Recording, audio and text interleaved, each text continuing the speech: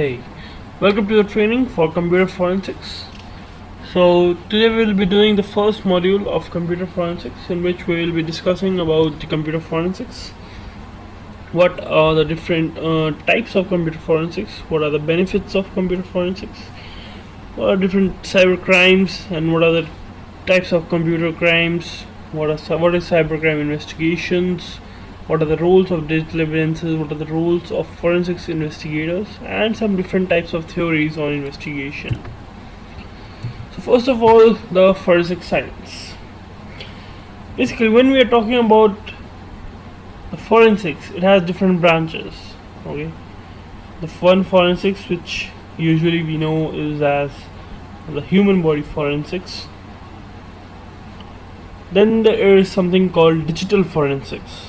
Okay, so when we're talking about just the term forensics, that means trying to gather, it's basically science of gathering the evidences. Okay, we try to gather the evidences from object. Let's say a crime has happened somewhere and we want to know what happened at this crime scene. So from there we will be trying to gather some of the evidences which will help us to know about the crime which has happened there. If let's say there is a murder, there might be some weapons.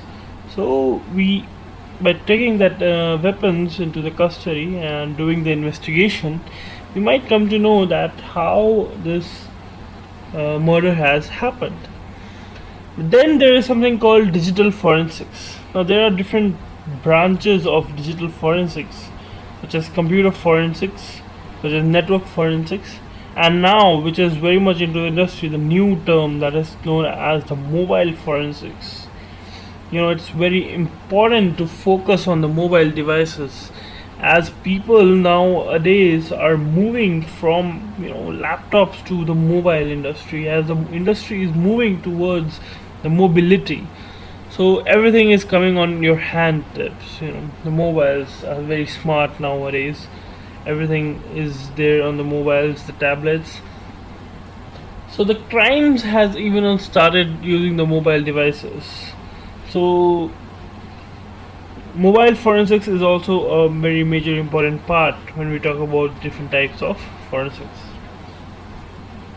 So in digital forensics, when we try to gather the evidences from the digital devices, the computational devices, okay, when we are talking about computer forensics in digital forensics, that means that when we are performing the forensics analysis on a computer device, okay, such as your laptop or your desktop, okay, then there is something called network forensics. Now in network forensics, the forensic analysis is done on the live network.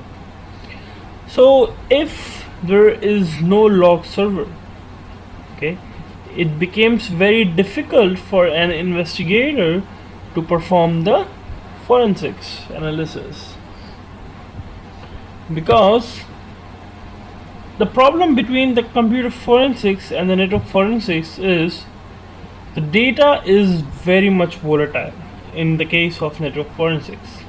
Okay, whereas in the case of computer forensics, the data is, the evidences basically is stored on your hard disk itself, whether it's volatile or non-volatile data.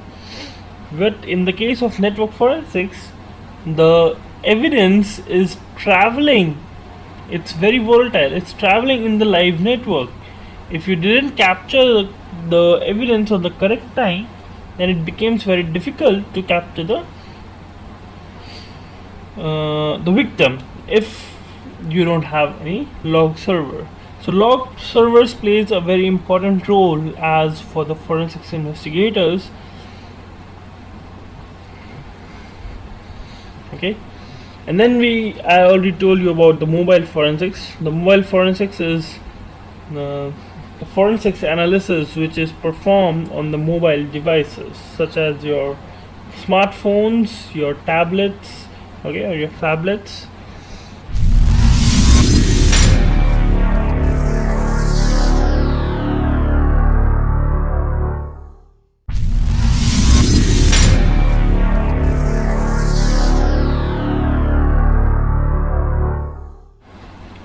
move on. Next is aspects of organizational security. That means what are the major points of an organizational security? First is the IT security. IT security covers your application security, your computers security, your data security, your information, and the network security. Okay, so when in an organization, when you're talking about IT security, we are focusing on these type of securities. Then there is something called physical security, such as facility security, human security, border security, the biometric security. Okay, so not having physical security, it's like you have a bank and you don't have security. Okay, you don't have physical security, it's all open, so anyone can come in, anyone can go out, whatever that person wants to do he can do. Okay, so physical security is the most important and is the first most when we're talking about the security. Then you have the financial security. You have to secure your organization from the frauds, phishing attacks, the very common attack on the web applications, through web application on the internet. You need to secure your organization from botnets or zombies. Okay, you need to secure your organization from the credit card frauds. So when you're talking about financial security, we are talking about these kind of problems. Then there is something called legal security. Okay, when we are talking about legal security, that means the rules and regulations on different countries and different parts of the world. Okay, so legal security means the national security, the public security, defamation, okay, copyright information problems, and sexual harassments. Okay, so what are the objectives of computer forensics? The objective of computer forensics is to recover, analyze, and preserve computer and related materials in such a way that they can be presented as evidence in a court of law. So, as a forensics investigator, your objective when we are talking about computer forensics is to secure the evidence, okay, recover the data from those evidence, analyze the data, okay, and prove that this is a proper evidence against the person, okay, and which can be presented in the court of law. So why we need computer forensics? So there are four major points for which we need the computer forensics, which says that to ensure the overall integrity and the continued existence of an organization computer system and network infrastructure. Basically here we are talking about the integrity of the computer systems and devices in the organization network. You want to preserve the integrity of the devices. Next is second point is so that we can prove attackers' action in the court. Okay, computer forensics is useful to prove the attacker's action in the court. Third is to effectively track down the perpetrators. That means the criminals. Okay, very hard word. Computer forensics helps you in tracking down the criminals from the different parts of the world to protect the organization money and the valuable time. Okay, next is the benefits of benefits of forensics readiness. So first of all, what is the forensics readiness? Forensics readiness means as an organization, as a forensics organization, you should be ready for any kind of forensics incident. Okay, so if any incident have occurred, any crime has occurred, and the organization has approached you to perform the forensics analysis on that crime, so investigators should be prepared and ready to perform the analysis and investigation on that particular crime. You should have the proper devices with you. You should have the proper set of rules. Okay, you should have the proper set of policies that how we are going to proceed for that particular incident, for the particular crime. Okay, and who will be the first person to go at the crime scene. So these are all about the forensics readiness. So what are the benefits? Evidence can be gathered to act in the company's defense is subject to a lawsuit. Okay. In the event of major incident, a fast and effective investigations can be conducted and corresponding actions can be followed with the minimum disruptions to the business. Okay, so if any major incident happen, if you have a set of rules and procedures pre-decided before the crime, it will be easy for you to perform the analysis according to the steps. Okay, forensics readiness can extend the target of information security to the wider threats. Okay, fixed and structured approach for storage of evidence can be considerably reduced to expense and the time of internal investigation. It can improve and simplify law enforcement interface. Okay. In case of major incident, proper and in-depth investigation can be conducted.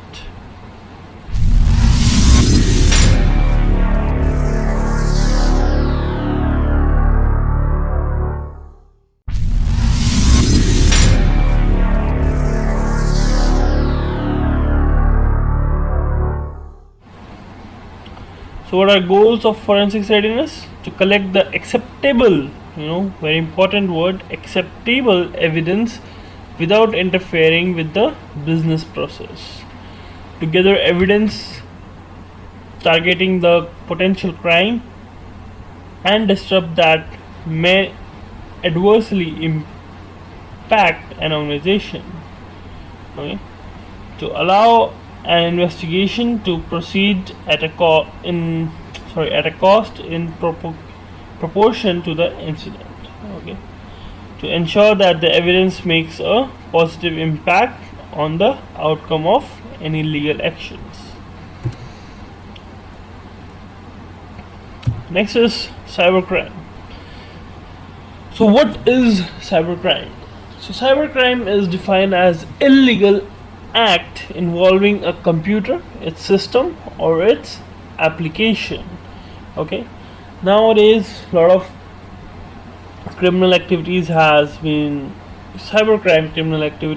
been on high rise. Okay, there are a lot of groups come up. There is something called hacktivism, that is hacking for a cause. So there are a lot of groups such as Anonymous, LulzSec, Syrian Electronic Army, that are hacking, they're showing the protest over the internet, they're hacking for a cause. Okay, so cybercrime is an international or non-intentional or not accidental. Okay. So basically there are two types of modes of attack. One is internal and other is external. There was a survey which says 59% of attacks happens from internal. Okay, insiders attack. Breach because of the trust. Okay, because the company trusts their employees and it's easy to target the employees rather than the network. Okay. In external attacks, the attackers hired by an insiders or by an external entity to destroy the competitor's reputation. There is something called competitive intelligence. Basically that means gather the information about the competition company or the competitive company. Similarly, if there are two companies, both are into the IT security, or let's say the two companies A and B, and both are into IT security. Now A is already in this field for last 5 years. B is a new, let's say a year and a half or two, and somehow the B comes to know that there are big vulnerabilities in A's network and web application. So what B did is he had some hackers and he he tried to attack on their application and the network and show it in the world. So that what will happen? What will the impact? The impact will be the A's value will be downgraded. Okay, the companies, the partners will not trust on that company. Okay, that may lead to the business loss. It may lead to the financial loss. May even the company may get bankrupt or on the verge of closing. So these are the effects of hacking on an organization. There are some examples of cybercrime: frauds of the computer records, okay, spammings, deliberate circumvention of computer system securities, unauthorized access, intellectual or property theft. These are examples of cybercrime. So cybercriminals are increasingly being associated with organized crimes syndicate to take advantage of the sophisticated techniques. They work in a hierarchical setup, such as like this.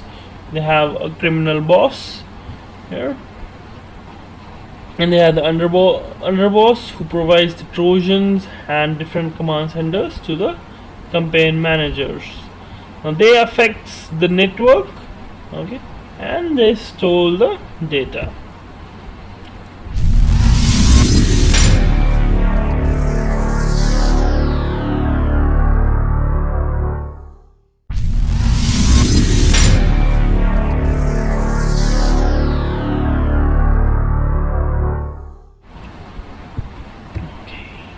Next is cybercrime investigation.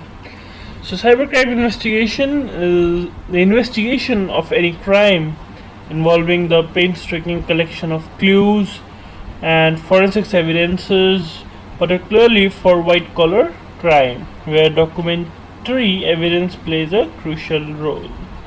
Okay, so there are basically two types of laws: criminal law and civil law. Criminal law, where we are trying to prove a person guilty, okay, and civil law, where two parties are fighting to prove each other as a guilty. So cybercrime and cybercrimes come under civil laws. So there are some basic the key major steps in forensics investigation. So one is to identify the computer crime, where the crime has happened. Second is to collect the preliminary evidences. Okay. Third is obtain court warrant for seizure if required. There are two types of warrant: seize warrant and search warrant. Seize warrant is to seize anything from a if you want to seize a computer device from a crime scene or from anyone's home, then you require a seize warrant. Search warrant is simply to go onto the crime scene or any location to search for the evidences there, okay, and perform the first responder procedures. So first responder is the person who will be the first to respond to the crime scene. Now there are some set of procedures to be followed for those people, for the first responders, which we'll be discussing in the later modules. Okay. Then seize the evidence at the crime scene. Whatever evidence you find from the crime scene, you seize those evidences. Transport the evidences to the forensics laboratory.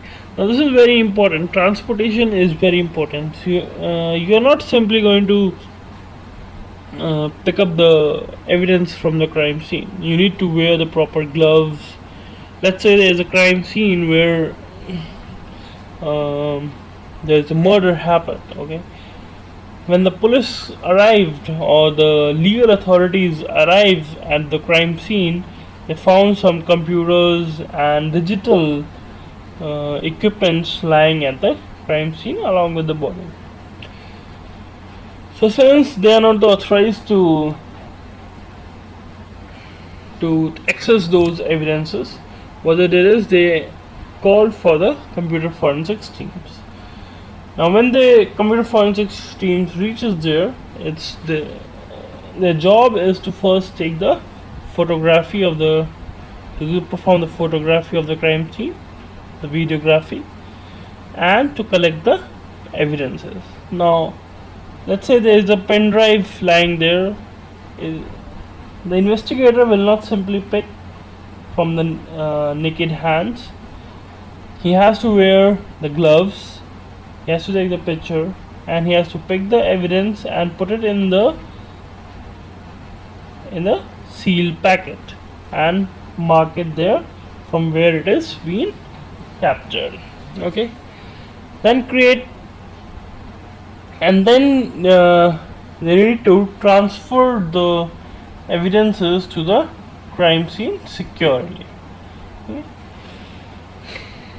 under the proper supervision of the security guards. Then create the 2-bit stream copies of the evidences. Now there are different types of copies: bit stream, byte stream. Right? So bit stream is basically, it creates the bit by bit image of the hard disk. Byte stream will create byte by bit. So bit by bit streams are preferred over the byte by byte because it's more reliable and it's basically covers the complete hard disk structure. Now it says create 2-bit stream copies of the evidences. So why 2, not only 1? It's because if while working on the one copy, if something happened and that system got crashed or the image got deleted, you have another copy to work on. Never ever work on the original evidences. That's the major rules of forensics evidences. Then generate the MD5 checksum. This is just to prove the integrity of the images. Right. Maintain the chain of custody. So chain of custody is the document in which you write each step by steps about the evidence from where it has been taken till the evidence and the analysis has been completed. Store the original evidence in the secure location. Never work on the original evidences. Analyze the image copy for the evidences. Okay, analyze the image and find the evidences. Prepare a forensics report. Okay. Generate a forensics report. Submit the report to the client, and if required, attend the court and testify as the expert witness. Okay, if the court asks you, ask the investigator to be in to the court for the hearing, then you have to go there and prove your analysis.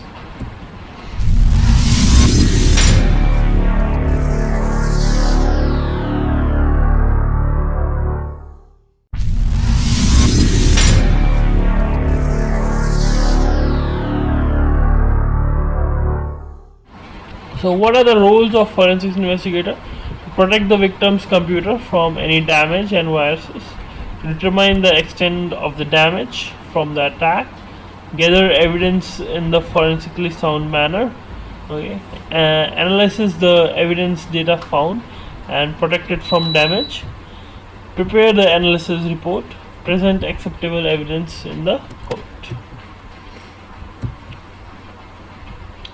Now, first is we need to understand the corporate investigation. So, involve private companies who address companies' policy violations and litigation disputes. When we are talking about corporate investigation of forensics, try to involve those companies who work on companies' policies and litigation disputes. Okay, because sometimes it's the industrial espionage and the corporate espionage, which leads to the attack. So there's a theory of enterprise theory of investigation, so which says that rather than viewing criminal acts as isolated crimes, the ETI attempts to show that individuals commit crimes in the furtherance of the criminal enterprise itself. Okay, which means that individuals commit crimes act solely to benefit their company criminal enterprises. Okay, so which means that the criminals basically do not perform the attacks for their sole benefit, they perform for the organizational benefit, for the company which they are working for. Then whatever analysis you perform, whatever results comes out, you need to report it. You need to create a report and submit the report to the concerned person. Good investigation report contains methods of investigation, adequate support data, okay, and the data collection techniques, calculations used in error analysis, results and comments, graphs and statistics, reference and appendices, acknowledgement, litigation, etc.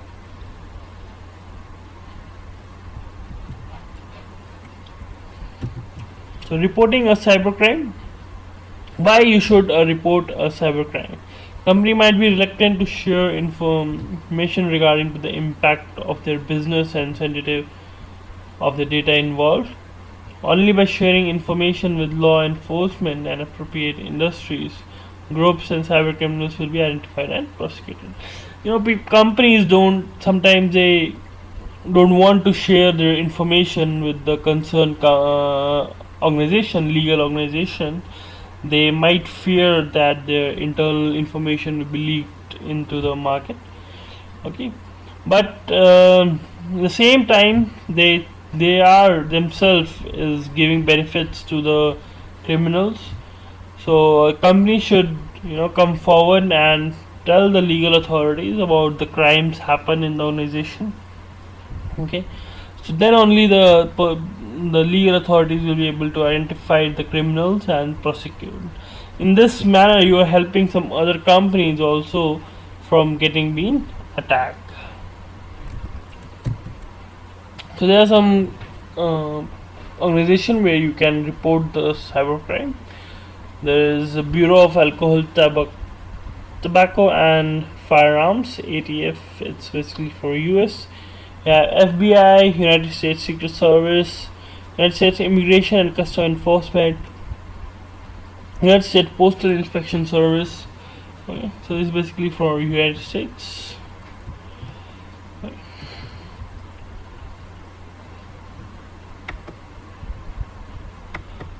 Okay, so that's it for the first module. We'll be continuing the remaining in the second module and the further in the next ones.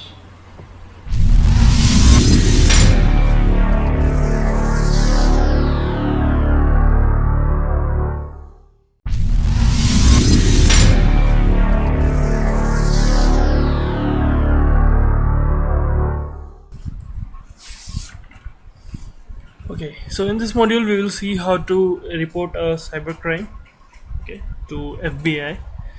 So you can go to the website of FBI, fbi.gov, and there's an option called Contact Us. So in Contact Us, you can go to Report Threats and Crime. So there are federal actions to secure cyberspace in warranted for purpose including forensics and attack attribution protection of networks and system critical to national security. Okay, like indication on warnings and protection against organized attack capable of inflicting debilitating damage to the economy. Okay, so you can go to you have the Internet Crime Center, IC3. Okay, so So there's option if you can think you are in danger, you can contact your local and state police immediately. Okay. So there you have option called file a complaint. Okay. So by exploiting vulnerabilities in our cyber system, and organized attack may endanger the security of our national critical infrastructure. Okay, the vulnerabilities that most threaten cyberspace occur in the information asset of critical infrastructure enterprise themselves. Okay. So you have a file a complaint option here. So there you go, you can browse down. You have an advisory that you are about to file a complaint to IC3 Complaint Center. The confidentiality of the information you provide may be affected by state law. As such, we cannot guarantee that your complaint will remain confidential. So the complaint information of you submit to the site is encrypted. Okay, via SSL encryption. So, and you can for further information, you can look into the privacy policy. Okay, so click on I accept.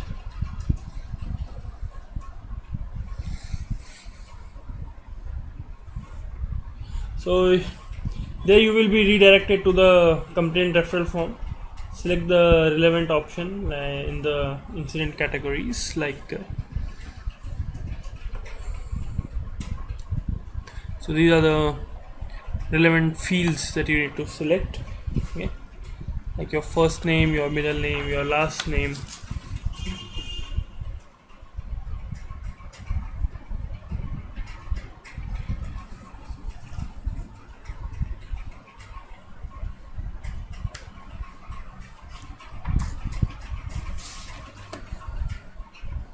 Okay, so let's enter some field like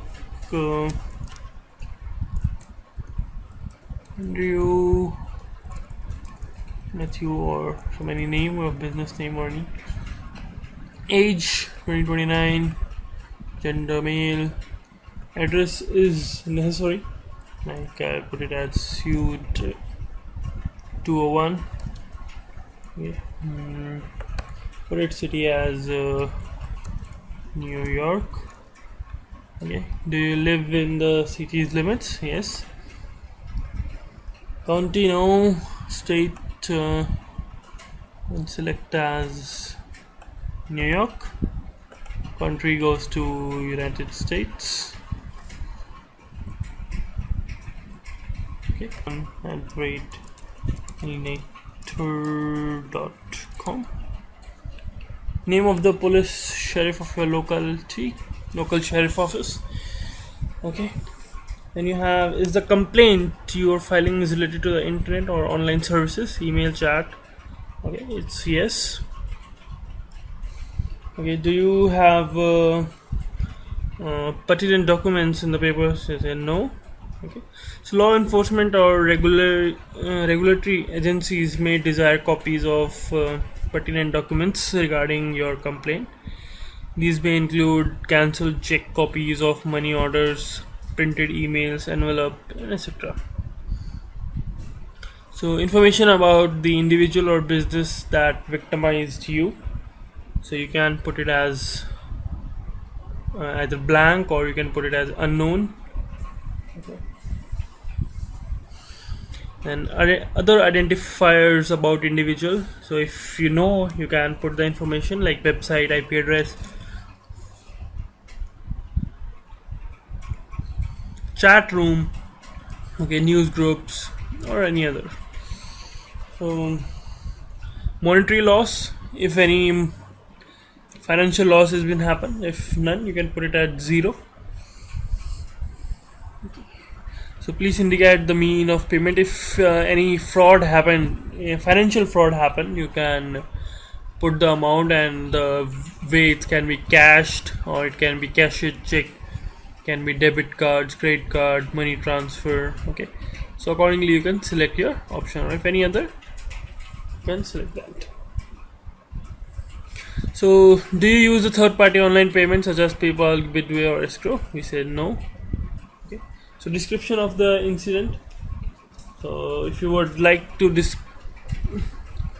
to tell more about the incident, like a description of items that were not delivered or were counterfeited, any transmission number from eBay, Western Union, PayPal, and any other pertinent information that helps to explain how you were victimized. Also, you were received anything by US mail, FedEx, or UPS. Specifically describe the envelope, day, the date, time, city, and etc. So I put it as NA. That's mandatory, basically. Okay, so please indicate any medium used by the individual business for the incident. Okay, what kind of medium it's used? So we'll put it as email.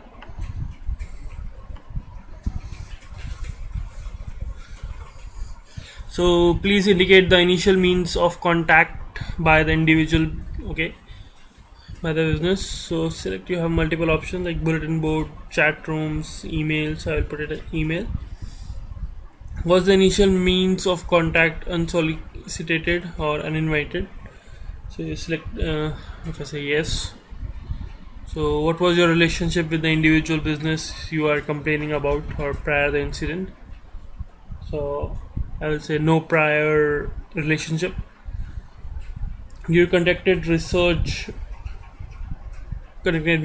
on the individual business prior to the incident? I said yes. How much time this spends to determine you are victimized? Let's say 1 month. Okay.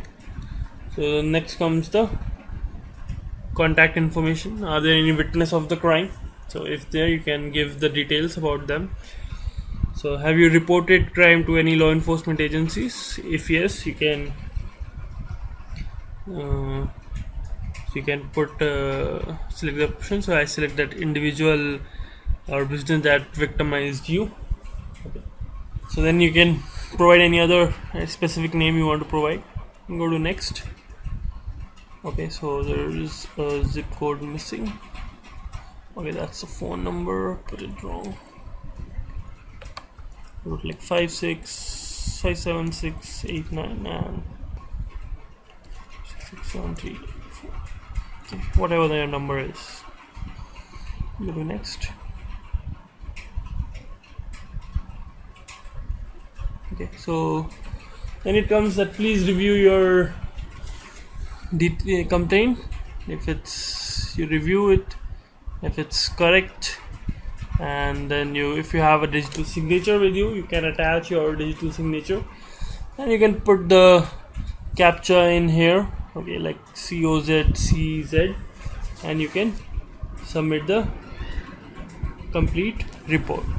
Okay, you can submit the information. Since I am not submitting a genuine information, I am not just for practical purposes, just for educational purposes. So I'm not going to submit it. Okay, once you submit it, you will get an acknowledgement regarding your complaint. Okay.